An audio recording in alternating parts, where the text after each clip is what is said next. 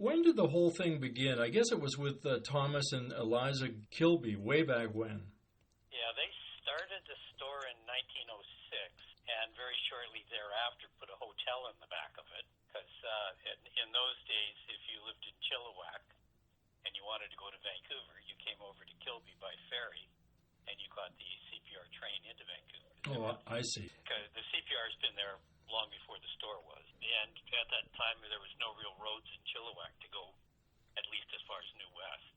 So you came over. There were 3 passenger trains a day into Vancouver and 3 back every day. So you could catch a train at the store at 7 in the morning going to Vancouver, and the last one stopped about 11 at night. So you could spend a day in Vancouver easily.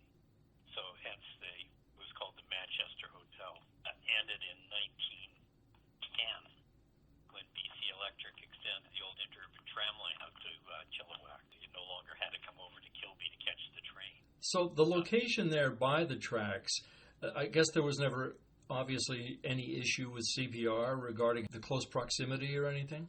No, because the train station was just slightly towards the railroad bridge from the store. So I don't think the CP had any problem with that at all. So Thomas and Eliza Kilby, what is a little bit of their story? Okay, they came originally from England. I believe she was actually born in Ireland and then moved to Manchester, where she met Thomas. Eventually they came back to Canada and ran a store here. They ran the store, actually they ran a second store for a while. It was very close by, and then that burned down, so they built the store that in the present location in 1906. Is there much of the original store standing, or has it all been replaced over the years? Basically, the whole thing is original. The last year they redid the ramps around the store and a lot of the posts, because eventually they would have rotted. They were rotting. I mean, it's 100-something years old. But basically, the building itself is original, including the floors and even the linoleum and congoleum in the kitchen and parlor area. Now, the height of it is impressive, how you walk up that ramp and go up to where the store entrance is. Yeah, that's because it would flood there every year. So until 1948, after that, dikes were built. But prior to that, the area flooded every year. So the ramp, even the basement in the building isn't really at ground level, some of the later additions. So what is the situation with the store eventually becoming a museum? What was the transition point there? That was in 1972. A man named John Green, who at that time was, I believe, the mayor of Harrison Hot Springs, published the local newspaper, and he's responsible for the beach being at Harrison, but he convinced the provincial government to purchase it as a heritage site.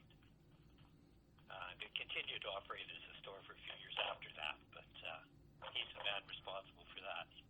He's also kind of a well-known character himself in that he's the fellow who wrote all the early books on Sasquatches in the area. So yes, John Green is well known for the Sasquatches. Yes.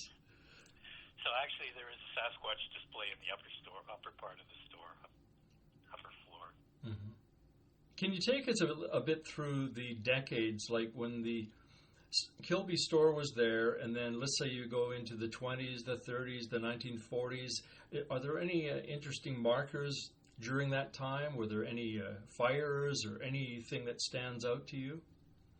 Well, I believe in the 30s, the old Rat-Ported sawmill burned down. You can still see part of it just across the tracks from the store. By then, I guess all the logging, milling had probably disappeared. The major flood in 1948, which devastated the entire Fraser Valley. I know in about 1917, the store closed for a while because it was a pretty rural area. Market fluctuations in terms of global markets tended to influence it a lot. In the 30s, they started out as a supply store for the work camps that the federal government had instigated, and then later on the government decided they were going to supply them, so Kilby's lost that end of the business. In 1955, CP took the rail station down, so there was no longer train serving, or at least a train station serving that area, again due to lack of